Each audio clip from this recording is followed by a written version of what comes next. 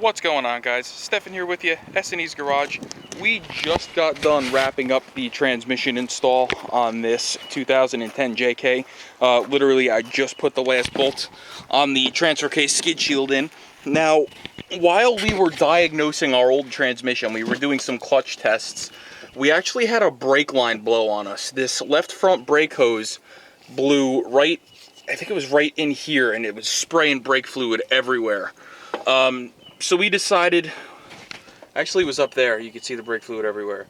So we decided to go ahead and, upgrade to a little bit of a longer brake line, because this vehicle is lifted 2.5 inches, and there are times where if the axle is flexing, especially when we install our sway bar disconnects that are going to be coming shortly, we can run into issues with overextending the brake lines. So let me show you what we got.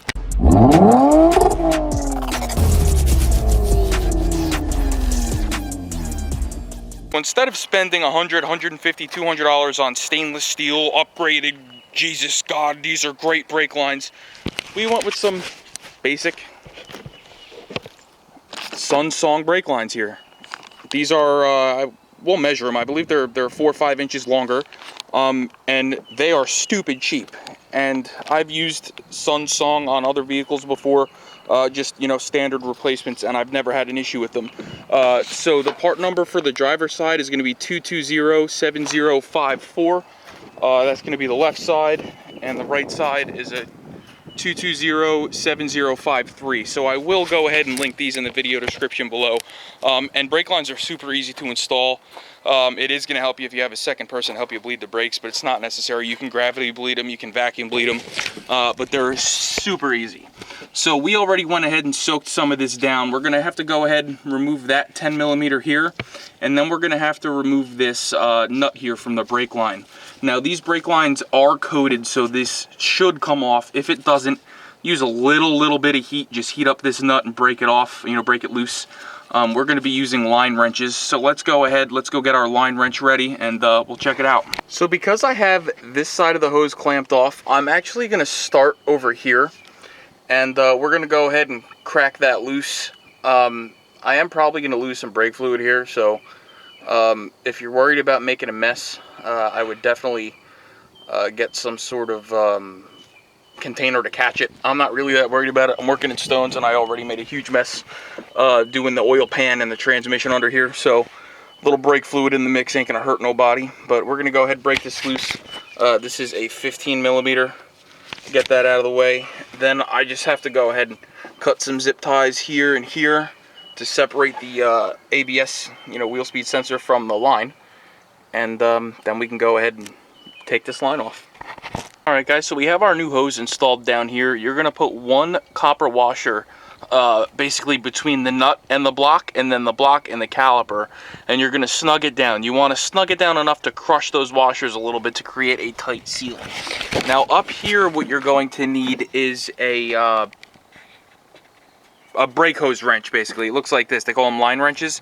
Now what's happening here, I just want to show you what this looks like, is when I go to break this loose, it's turning the whole line. So what we need to do here is go ahead and put a little bit of heat on this nut here.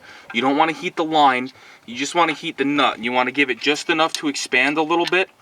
That way it'll expand enough to break loose from this brake hose, and we don't have to worry about replacing that spaghetti hose. So we're just going to try to move this ABS sensor wire out of the way as best we can, and then we're going to put some heat on that here with our little propane, butane torch, whatever you got, and break that loose. Alright guys, so you'll see we got it off, and you'll also see we are leaking brake fluid.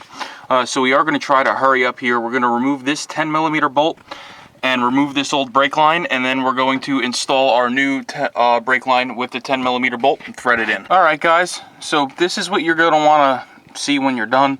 You'll see we got that line nice and tight. We have our 10 millimeter back installed, and you're just going to install this one clip on the ABS sensor. That way it doesn't stretch it or anything. But this is what it should look like. Now what you're going to want to do is go ahead and remove this cap and loosen your bleeder screw, and you're going to want to leave it open until you see fluid starting to trickle out. That's what you call a gravity bleed. So what I like to do is I'll open this while I'm working on the other side, and I'll just glance over once in a while and make sure it's not, you know, dripping. And if it's dripping, I'll come over, tighten it, and that means most of the air is already out of that line in this caliper, and that'll make it that much easier when you have to actually bleed them. So let's go ahead off camera. I'm going to do the same thing I did over on that side over here. We're going to remove that nut. We're going to use a little bit of heat if we have to, and we're going to clamp the line with a pair of vice grips down below to keep it from leaking when we disconnect it from the caliper. All right, guys, we're done with our budget extended brake lines. You'll see here we now have plenty of brake line to go around. We have plenty of room for some front axle flex, and now that I know these lines work as well as they do, we're going to go ahead and order the same set for the rear. So stay tuned for that video. If this helped you install budget extended brake lines on your JK or JKU, please like, share, and subscribe, and we'll see you next time.